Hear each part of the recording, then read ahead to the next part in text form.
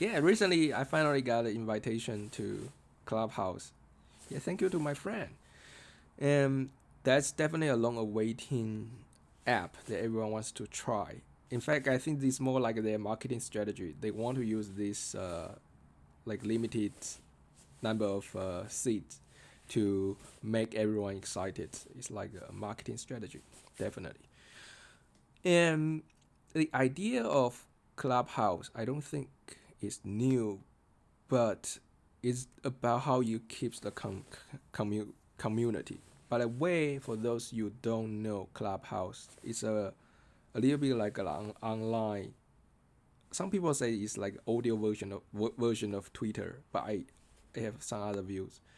It's more like a online audio meetup event. So a Clubhouse is you will have your own account, and you can follow people, you can be followed by other people. Then the format is you can organize a room a room is a chat room, audio chat room. Then people can come and join you and talk about any issues they want.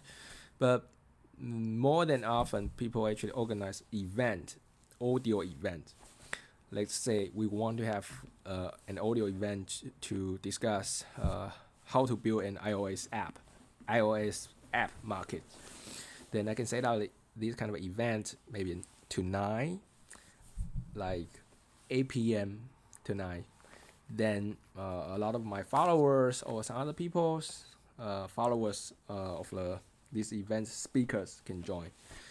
And usually there will be so many people joining. It's like 1,000 people joining in one event, and only a handful of people can really speak in the event because they only allow like 10 speakers.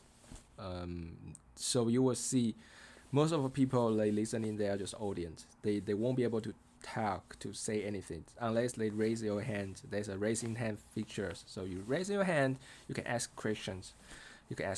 So it's, for me, it's more like an audio meetup event where speakers do the most of talks. Then they will definitely have Q&A sections where you can ask questions.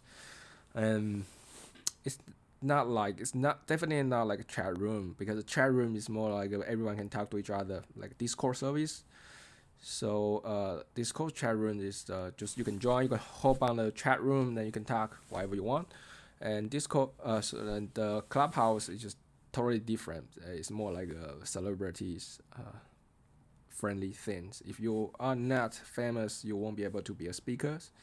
You can definitely organize your own room, but no one will join. I believe me.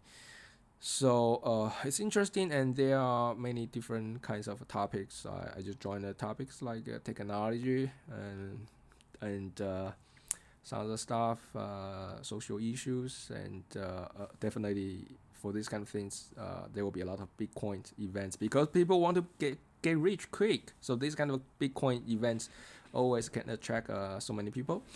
And yeah, it really depends on the event. Some events are high quality, some events are not. But in general, I think you can also see this as a podcast. It's a live podcast, right? Live podcast. Yeah, this is probably also a good way to see it. So I will use the audio based meetup events or live podcasts to view this Clubhouse. And the idea is not new. I think previously a lot of people actually uh, try to build this kind of apps, but they just didn't succeed. The reason is definitely can be many.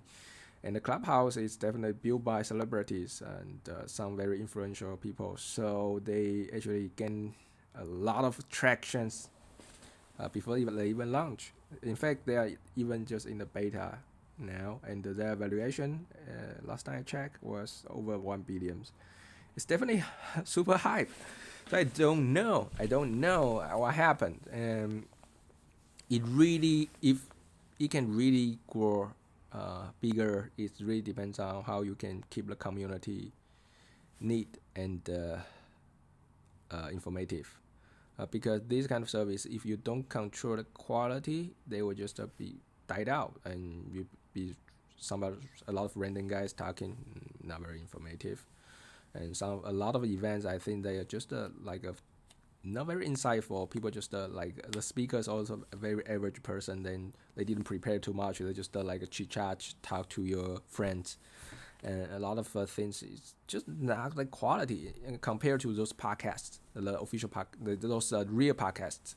They really prepare for a long time to make one episode. So the insights per minute is very high. You just listen to 10 minutes and you got a lot of different things that you never thought of before.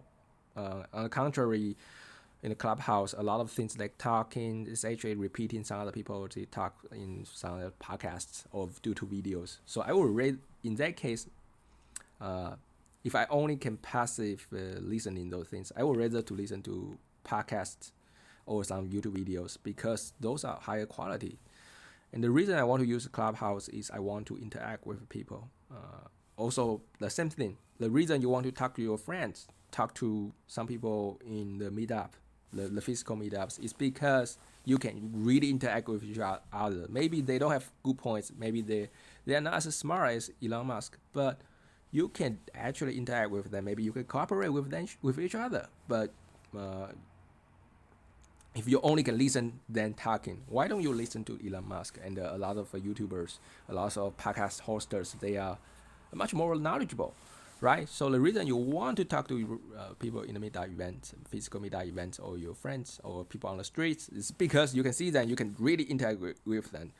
And in Clubhouse, originally I thought you would be like this. In this case, I can actually interact with people and you chit chat with them, but it's not the case. It's more like a passive listening experience. So that's my thought. I don't see too much points I use in Clubhouse that much, but I will continue using that and share my thoughts with you. So if you would like to receive more technology reviews like this, don't forget to subscribe. Your subscription is my greatest encouragement to make more videos like this. And until next time, take care.